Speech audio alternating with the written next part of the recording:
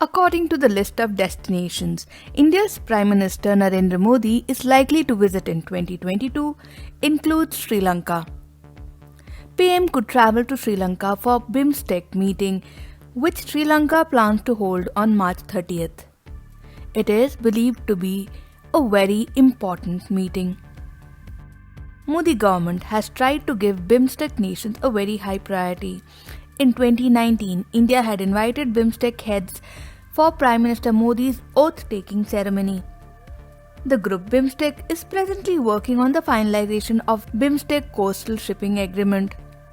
In late 2021, India's Adani Group had signed Build, Operate, Transfer (BOT) agreement with Sri Lankan companies to jointly develop the Colombo West International Container Terminal at a strategically advantaged Colombo port, located among one of the busiest shipping routes in the world.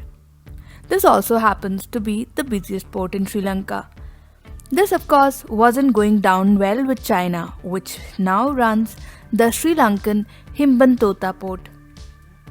Almost a year after he took charge as India's first Prime Minister, Narendra Modi had visited Jaffna in Sri Lanka and presented a housing project which has so far benefited 50,000 Tamilians. Jaffna has a majority of Tamilian population. The area witnessed brutal civil war between LTTE and Sri Lankan forces that continued for several years and led to the loss of lives of thousands of people.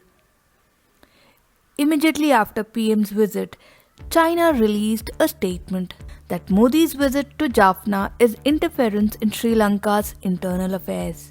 Why did China react so sharply? What is Jaffna's connection? What is India's bitter war with China over Jaffna? In Sri Lanka's war against LTTE in 2009, when India had refused to help, China had disproportionately armed the Sri Lankan army and helped it in the fight to finish war on LTTE's terror. This helped China gain influence over the Sinhalese nationalists but earned China the ire of Tamilians. CCP then began extending support to Sri Lankan fisher community in the area and began taking interest in infrastructure projects around Jaffna. But here's the catch. Jaffna is just 60 kilometers away from India's coast, and China is known to use fishermen to spy. So now we know why China wants influence in Jaffna.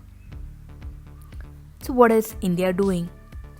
In 2020, Chinese company was to build hybrid renewable energy infrastructure in Delft, Nagadipa and Analtivu islands off the coastline of Jaffna.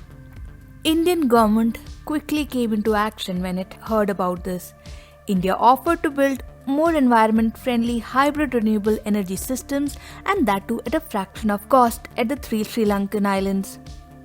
Sri Lanka could not say no to the offer, and China had to back out. China later said the project was halted due to security concerns from a third party, and this was posted from official Chinese embassy's handle. India had worked for over a year to get China off the Sri Lankan projects, since the projects were as close as 50 kilometers from Indian town of Rameswaram. Things had just begun to calm between India and Sri Lanka, but India's headache reappeared in the form of a bare-chested Chinese envoy at a temple close to the border in December 2021. A Sri Lankan Tamil media reported that Sri Lankan Navy provided the Chinese envoy with speedboats to visit another small islet, which was supposed to be a secret visit. The envoy also donated $100,000 worth fishing gear to local fishers. This raised alarm among Indian intel agencies. The message was clear. China has access to all parts of Sri Lanka, just as much as India, or probably more. Fact is, Chinese investment is now consisting of more than 14% of the island nation's economy.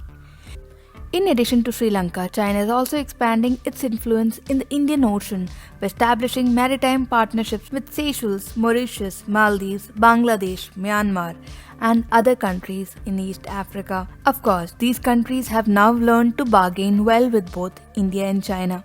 Let us not forget that when Sri Lanka had tried to come close to India in 2019, it faced the Easter bombing. ISIS had claimed the attack, but there was enough evidence that it was a false flag attack carried out to hit Sri Lankan economy, which is mostly tourism based. Pak Ambassador Zubair Siddiqui, who was involved in radicalizing people in Sri Lanka just a few years before the blast. It's not hard to guess why Sri Lanka was in Pakistan's crosshair. We all know Pakistan is China's proxy. This year's Prime Minister Modi's visit to Sri Lanka, if it happens, is going to be very significant for economic and security reasons for both the countries.